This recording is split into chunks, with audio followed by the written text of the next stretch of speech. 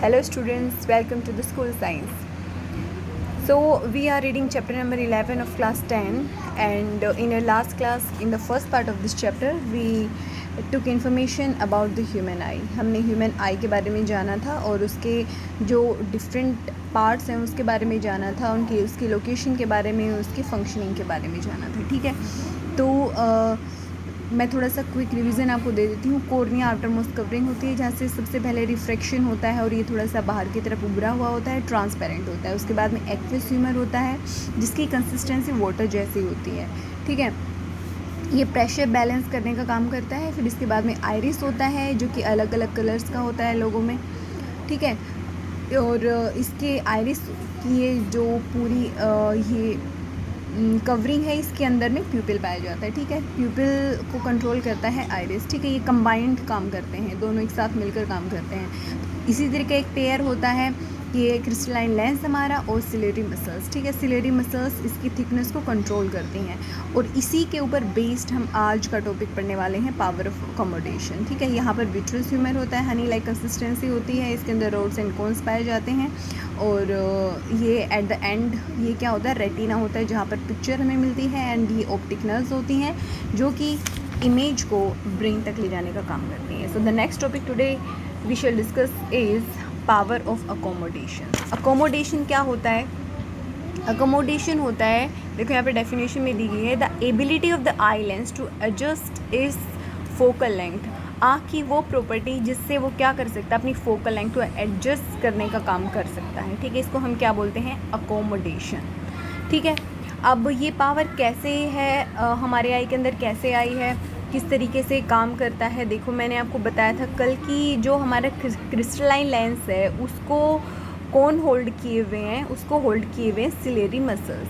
ठीक है, ये सिलेरी मसल्स है. मैंने बताया था आपको कि ये कंबाइंड दो की ग्रुपिंग होती है, जैसे आइरिस और प्यूपिल की है, फिर उसके बाद में क्रिस्टलाइन लेंस और इन सिलेरी मसल्स की है. तो ये सिलेरी मसल्स किस तरीके से फोकल लेंथ को कंट्रोल करती हैं आपको पता है. देखो ये अगर कोई लेंस, एक लेंस वन ये है और दूसरा ये है, ठीक है, तो ऑब्वियस इसकी फोकल लेंथ क्या है, ज़्यादा है, इसकी फोकल लेंथ क्या होगी, कम होगी.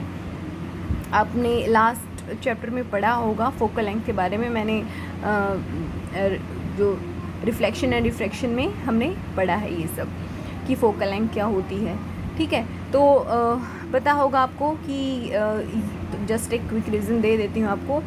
क्या होता है कि फोकल लेंथ किस तरीके से इसकी ज़्यादा है. देखो ये जिस भी स्फेरिकल मिरर का पार्ट है उसका एक सेंटर होगा. ठीक है, इसको हम क्या बोलते हैं, सी सेंटर ऑफ कर्वेचर.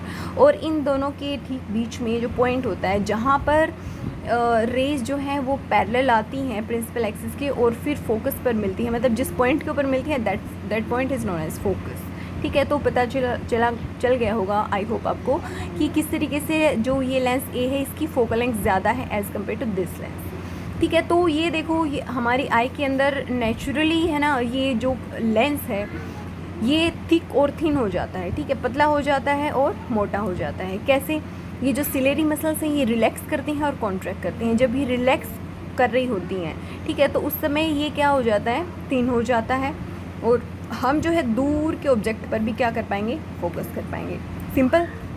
अगर ये सिलेरी मसल्स हैं, अगर ये कॉन्ट्रैक्ट करेंगी तो ये दबाव बनाएंगी किसके ऊपर, इस क्रिस्टलाइन लेंस के ऊपर, और ये क्या हो जाएगा, थिक हो जाएगा तो इसकी फोकल लेंथ छोटी हो जाएगी और अगर हमें जो भी पास वाली चीज़ देखनी है उसके ऊपर हम आराम से फोकस कर पाएंगे.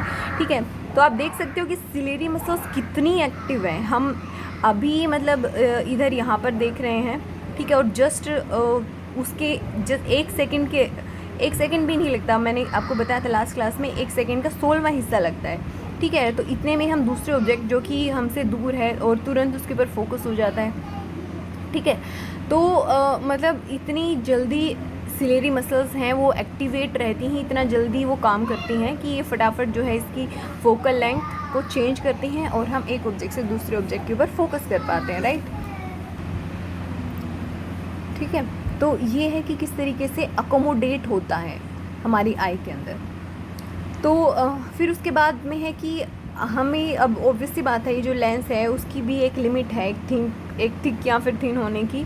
तो वो मिनिमम दूरी जिसके ऊपर आई फोकस कर सकती है, मतलब मिनिमम जितना ये थिक हो सकता है, ठीक है, तो वो जो डिस्टेंस आता है that is known as least distance of distinct vision. मतलब पास की सबसे मतलब मिनिमम डिस्टेंस, सबसे कम से कम दूरी जहाँ पर आई जो है अच्छे से फोकस कर पाते हैं। अगर उसके आगे हम लेके आएंगे तो ऑब्वियसली इतना ज़्यादा भी नहीं ये थिक हो जाएगा कि बिल्कुल ही पास के ऑब्जेक्ट को भी फोकस कर सके। तो वो जो दूरी है that is known as least distance of distinct vision and the number is 25 centimetre, ठीक है। 25 सेंटीमीटर के पास अगर कोई भी ऑब्जेक्ट होगा, इससे ज़्यादा करीब हमारी आँख के कोई भी ऑब्जेक्ट आएगा तो हम उसके ऊपर फोकस नहीं कर पाएंगे, आप खुद देख सकते हो, ठीक है। फिर उसके बाद में है कि आखिर जो फार पॉइंट है, मतलब कितनी मैक्सिमम हम कितनी दूर तक फोकस कर सकते हैं। तो इसमें क्या है कि कोई एग्जैक्ट लिमिट नहीं है कि भाई सपोज़ 2 किलोमीटर तक आप फोकस, वो डिपेंड करता है बहुत सारी चीज़ों के ऊपर कि ऑब्जेक्ट का साइज़ क्या है, ठीक है। तो क्योंकि अब ऐसा तो है नहीं कि भाई देखो 2 किलोमीटर तक तो फोकस हो रहा है, फिर उसके बाद में आगे जो है हमें कुछ दिखाई नहीं दे रहा, आगे सब कुछ ब्लैंक है, ऐसा तो है नहीं, ठीक है। हाँ, वो धीरे धीरे जो मतलब हम जो है सेपरेट नहीं कर पाते हैं दो ऑब्जेक्ट्स के बीच में, वो होता है। तो इस वजह से क्योंकि कोई एग्जैक्ट कोई दूरी नहीं है, तो इस वजह से हमने जो फार पॉइंट है उसको हमने क्या डिफाइन किया है कि भाई ये इन्फिनिटी है, ठीक है। फिर क्या है कि देखो कितना काम करती है हमारी आई, जो सिलेरी मसल्स हैं कितना एक्टिवेट रहती हैं। तो क्या होता है धीरे धीरे समय के साथ ये जो सिलेरी मसल्स की एक्टिवेशन है ना वो कम हो जाती है, मतलब उतना एक्टिव नहीं रहती हैं। ऑब्वियस सी बात है, देखो बेचारी एक दिन में हम मतलब कम से कम 12 आवर्स तो अपनी आंखें ओपन रखते हैं, ठीक है। इसमें से हम वो टाइम रिड्यूस कर सकते हैं जिस समय हम अपनी पलकें झपकाते हैं, ठीक है। लेकिन कितना एक्टिवेट रहती हैं, तो क्या होता है कि एज के साथ इन सिलेरी मसल्स है ना, ये इनकी कार्य करने की जो क्षमता है वो क्या हो जाती है, कम हो जाती है। इस वजह से वो अलग अलग डिफ़ेक्ट्स आ जाते हैं आँखों में, और इन डिफ़ेक्ट्स के बारे में हम पढ़ेंगे। तो कुछ तो एज के साथ आते हैं डिफ़ेक्ट्स, ठीक है, और कुछ अलग अलग रीज़न्स हो सकते हैं, कोई चोट हो सकती है या फिर इंटरनल कोई बायोलॉजिकल प्रॉब्लम हो सकती है, कोई बायोलॉजिकल मालफंक्शन हो सकती है जिसकी वजह से कोई भी चीज़, मतलब जितने भी हमने आई के पार्ट्स पढ़े उसमें से कोई भी चीज़ ठीक से काम नहीं करती। तो इसमें से तो इसकी वजह से डिफ़ेक्ट्स आ जाते हैं। तो एज की वजह से एक डिफ़ेक्ट जो आता है वो क्या है कि जो क्रिस्टलाइन लेंस है वो मिल्की हो जाता है, मतलब उसकी ट्रांसपेरेंसी है ना वो कम हो जाती है, वो धुंधला जाता है, ठीक है। तो ये जो रोग है इसको हम बोलते हैं कैटरेक्ट। अब उसको ठीक किया जाए, कैसे ठीक कर सकते हैं उसको, कैटरेक्ट सर्जरी से क्या किया जा सकता है, इसको ठीक किया जा सकता है, ठीक है। तो इसमें होता क्या है कैटरेक्ट में, क्योंकि क्रिस्टलाइन लेंस धुंधला जाता है तो लगभग जो विज़न है वो काफ़ी कम हो जाता है। तो ये होता है, आपने देखा भी होगा आपके फैमिली में जो ओल्ड एज मेंबर्स हैं उन वो ज़रूर ये फेस कर रहे हों, क्योंकि आफ्टर 40 और 50 बहुत सारे रोग आ जाते हैं हमारी बॉडी के अंदर, क्योंकि जो बॉडी पार्ट्स हैं वो उतना एक्टिवेट नहीं रहते हैं, क्योंकि कॉन्टीन्यूसली वो काम कर रहे थे लंबे समय से। तो इस वजह से एक और टॉपिक है कि why do we have 2 eyes for vision, हमें तो एक आंख से भी दिखता है, then why God has gifted us with 2 eyes. तो देखो इससे क्या होता है, सबसे पहले 2 आइज़ क्यों दी गई हैं हमें कि है ना फील्ड ऑफ व्यू है, मतलब जितना हम देख सकते हैं उसको बढ़ाने के लिए, ठीक है। एक आँख से हम देख पाते हैं अराउंड 150 डिग्रीज़ तक, लेकिन अगर हमारे पास दोनों आइज़ हैं तो हम 180 डिग्री तक देख पाते हैं हमारी दोनों आइज़ की हद से, ठीक है। तो और क्या होता है दोनों आई से, एक आई से हम जो है 2 डायमेंशनल चीज़ें ही देख पाएंगे, मतलब हमें पूरी इन्फॉर्मेशन नहीं मिलेगी अगर हम किसी भी चीज़ को देख रहे हैं कि उसकी हाइट कितनी होगी, मतलब 3rd डायमेंशन है उसके बारे में इन्फॉर्मेशन नहीं मिलेगी। तो होता क्या एक्चुअली कि हमारी दोनों आइज़ हैं वो किसी भी ऑब्जेक्ट को देखती हैं, उसकी 2 इमेजेस बनती हैं, ठीक है, और दोनों इमेजेस के अंदर डिफरेंट वो उसके बारे में इंफॉर्मेशन होती है। हमारा ब्रेन क्या करता है, दोनों को कंबाइन करता है और फिर जो हमें एक इमेज दिखाई देती है वो इन दोनों की कंबाइंड इंफॉर्मेशन का क्या होती है, रिज़ल्ट होती है। तो इस तरीके से हमें जो है 2 आई से 3 dimensional information three dimensional picture हमें दिखाई देता है।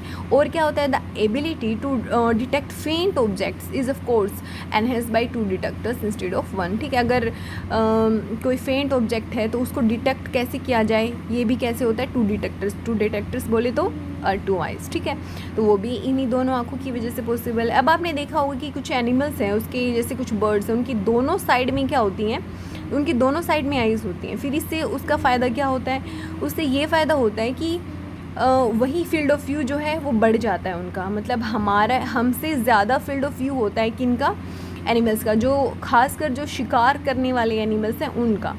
ठीक है, तो ये फ़ायदा होता है दोनों तरफ आइज़ होने का, मतलब in the opposite side of the head, तो क्या होता है, फील्ड ऑफ व्यू बढ़ जाता है। अच्छा, एक चीज़ और बताई गई है यहाँ पर, स्टीरियोप्सिस। ये क्या होता है, जो हमारी टू आइज़ हैं वो कहाँ पर, हमारे हेड के फ्रंट में है, and it this reduces the field of view in favour of what is called stereopsis. मतलब हम जो है, अगर हमारे दोनों साइड में अगर ये होती आइज़ होती, मतलब इस तरीके के हमारा फेस का स्ट्रक्चर होता, तो ये एक सिचुएशन होती है स्टीरियोप्सिस, जिससे क्या होता है, ये मतलब उन लोगों के लिए सही है जिनको शिकार करना है, उन ऑर्गेनिज्म के लिए सही है। अदरवाइज स्टीरियोप्सिस की कंडीशन आ जाएगी हमारे अंदर, और हमारा ब्रेन है वो इंटरप्रेट नहीं कर पाएगा इतनी सारी इन्फॉर्मेशन को। तो इस सिचुएशन से बचने के लिए इंसान की जो मतलब कंस्ट्रक्शन किया गया है आइज़ का, वो इस तरीके से किया गया है कि हेड के फ्रंट के अंदर और इतने डिस्टेंस के ऊपर रखी गई हैं दोनों आइज़। ठीक है, so this was more about I और उसकी पावर ऑफ अकोमोडेशन के बारे में। नेक्स्ट टॉपिक जो हम पढ़ेंगे in the next class, that will be defects of vision, और उनको ठीक किया कैसे जा सकता है, उसके करेक्शन के बारे में। So that's it for today students. If you have any question you can ask me. Thank you, have a great day, and yes, do not forget to like, share and subscribe. And if you are new to my channel, you can do one thing, you can press the bell icon so that whenever I upload a new video you get notified. Thank you.